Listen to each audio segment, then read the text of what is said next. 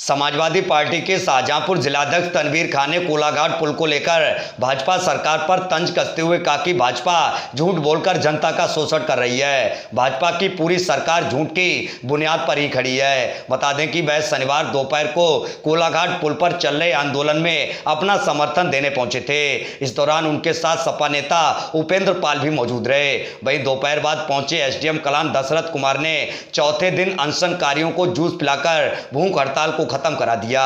तनवीर जी, तीन मंत्री जनपद में और लगातार उनका ये कहना है कि विकास की गंगा बहा रहे हैं, प्रदेश में पुलों की गंगा बहा रहे हैं, सड़कों के जाल बिछा रहे हैं। तो किस तरीके क्या कुछ कहना चाहेंगे? क्या झूठे बात? सड़कों का जाल जो बिछा है वो पूरे प्रदेश में, शाहजहांपुर में आप देख लीजिए कि कितना जाल बिछा है सड़कों का जाल अगर बिछा है तो सिर्फ समाजवादी पार्टी की सरकार में बिछा है। माननीय अखिलेश यादव जी मुख्यमंत्री थे या नेताजी थे उसी समय बिछा है। माननीय अखिलेश यादव जी के कार्यकाल में तो जनपद शाहजहांपुर को कम 17 पुल मिले। शाहजहांपुर के छोटे बड़े पुल 17 पुल, और उसके अलावा भी तमाम विकास कार्य जो भी हुए हैं समाजवादी पार्टी की सरकार में ही हुए हैं। भारतीय जनता पार्टी की सरकार में सिर्फ जनता को धोखा देने का काम किया गया है, हर वर्ग हर समाज को धोखा देने का काम किया है, और सिर्फ झूठ बोलकर झूठ के दम पर ही सरकार बनाई गई, धोखा देकर सरकार बनाई गई।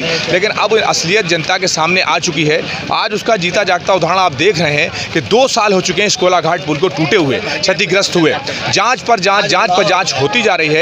3 मंत्री यहाँ पर 4 मंत्री मौजूद हैं, उसके बावजूद भी जनता की समस्या का समाधान, इस कोलाघाट पुल का समाधान नहीं हो रहा है। जनता की गाड़ी कमाई का पैसा सब जो है उसको बंदरबाट कर लिया गया, लेकिन अभी तक यहाँ पर पुल का कोई समस्या का समाधान नहीं किया गया। अध्यक्ष जी, सत्ता पक्ष का ये आरोप है कि पूर्व की सरकारों में ये भ्रष्टाचार हुआ जिसका दंश जनता झेल रही है।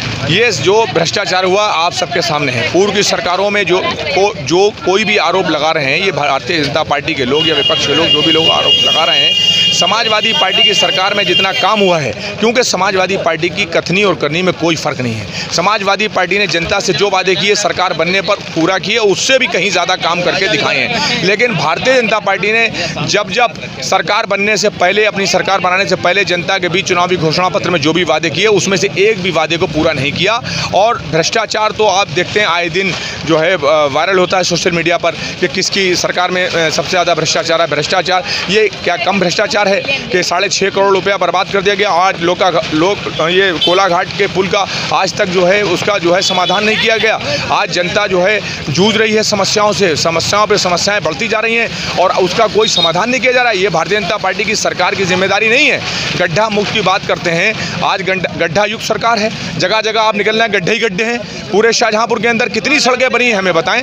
सड़कें अगर बनी हैं सिर्फ अखिलेश यादव जी और समाजवादी पार्टी की सरकार में बनी है। इस भारतीय जनता पार्टी की सरकार में जनता का सिर्फ शोषण किया गया है, जनता को धोखा दिया गया है, जनता के साथ लगातार नाइंसाफ़ी हो रही है। हाँ, बस इतना ज़रूर है कि अगर कोई जुल्म नाइंसाफ़ी के खिलाफ आवाज़ उठाता है उसको उठाकर जेल में ठूस दिया जाता है, उस पर फर्जी मुकदमा लिखा दिए जाते हैं और उसकी आवाज़ को दबाने की कोशिश ये भारतीय जनता पार्टी की सरकार करती है। हमारे साथ और भी सपा नेता उपेंद्र पाल जी मौजूद हैं। तो किस तरीके से ये जो धरना प्रदर्शन चल रहा है, तो किस तरीके का समर्थन है और क्या कहना चाहेंगे आप? जो इस क्षेत्र की एक बहुत बड़ी समस्या जो कि जिला मुख्यालय से कनेक्टिविटी को जोड़ने वाला ये कोलाघाट का पुल, जो कि शायद ही इस जनपद का सबसे बड़ा पुल है, ये पिछले 2 वर्षों से क्षतिग्रस्त है। लोग अपनी जान जोखिम में डालकर नीचे से पानी से निकल के जाने के लिए मजबूर हैं, लेकिन इस समस्या का निराकरण अभी तक नहीं किया गया।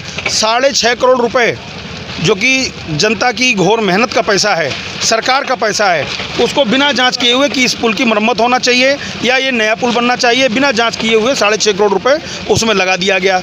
उसके बाद भी 2 वर्ष में ये पुल शुरू नहीं किया जा सका। अब बारिश का समय, आप देख रहे हैं नीचे जलभराव है। क्षेत्र की जनता जिला मुख्यालय तक पहुँचने में असमर्थ है।